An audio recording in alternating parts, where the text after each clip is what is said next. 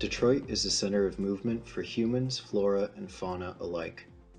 Bridges that connect the United States to Canada cross the Detroit River, itself an important shipping corridor. Through the course of their life cycles, various lake fish hatch in reefs and shorelines along the river and its tributaries, grow in the safety of debris and emergent vegetation, swim to the larger Great Lakes in adulthood, and then return to the river to breed.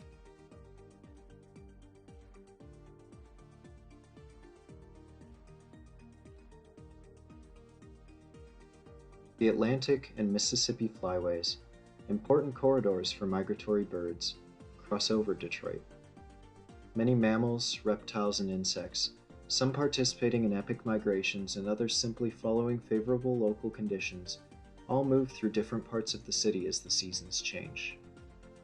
And as the climate changes, plant and animal species will move through Detroit as they shift their ranges in the search for more appropriate conditions. Even the ecological communities and water levels of the Detroit area are in motion. Prior to dredging and the construction of bulkheads along the river, ecological communities existed on a gradient from the dry uplands to the floating vegetation in the river itself. River and groundwater levels would vary throughout the year, and species composition would shift in response. Flooding and droughts were important disturbances, often killing off mature trees and clearing established vegetation to allow younger plants to establish themselves. In many cases, disturbances would actively prevent grasslands from being overtaken by trees and shrubs.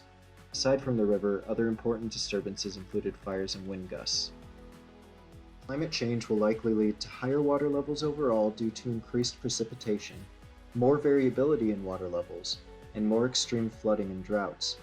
As a result, individual species and even whole ecological communities will experience more extremes and likely shift their ranges to compensate.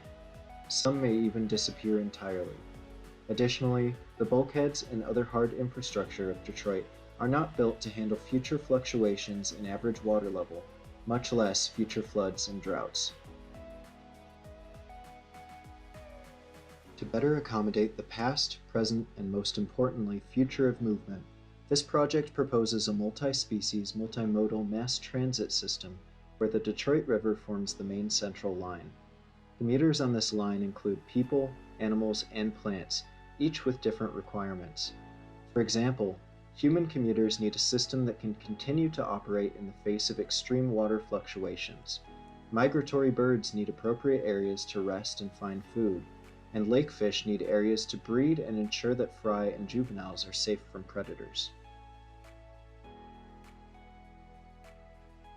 The ecological communities that made up the landscape of Detroit prior to development serve as one half of the toolkit used to create stations, offering planting palettes for a range of soil and moisture conditions. The other half of the toolkit includes constructed interventions, including both existing and potential new structures along the industrial riverfront. Typologies from the toolkit are combined together to create transit stations, planted with high density to encourage rapid plant growth, high diversity to provide for the most commuters, and southern species in the seed bank to account for shifting plant ranges in the face of climate change.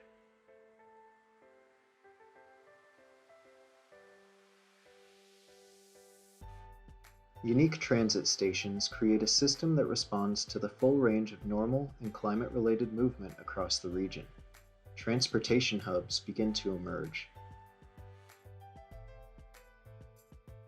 One is post-industrial Zug Island, which historically became the first place where endangered lake sturgeon and peregrine falcons began to recover in Detroit. In this future, Zug Island becomes host to transit stations that connect to the overall system and remediate pollution. A ferry terminal creates a protected cove where different levels of habitat in the water provide for lake fish along each stage of their life cycles.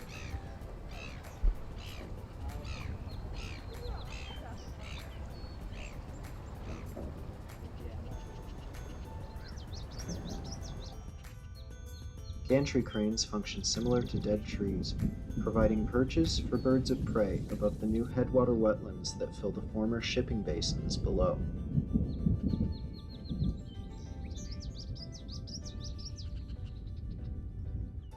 The bulkhead is removed where possible to re-establish the connection between the land and the water. As previously mentioned, high planting density and high species diversity ensure rapid growth and major ecological value, and southern species in the seed bank account for climate change.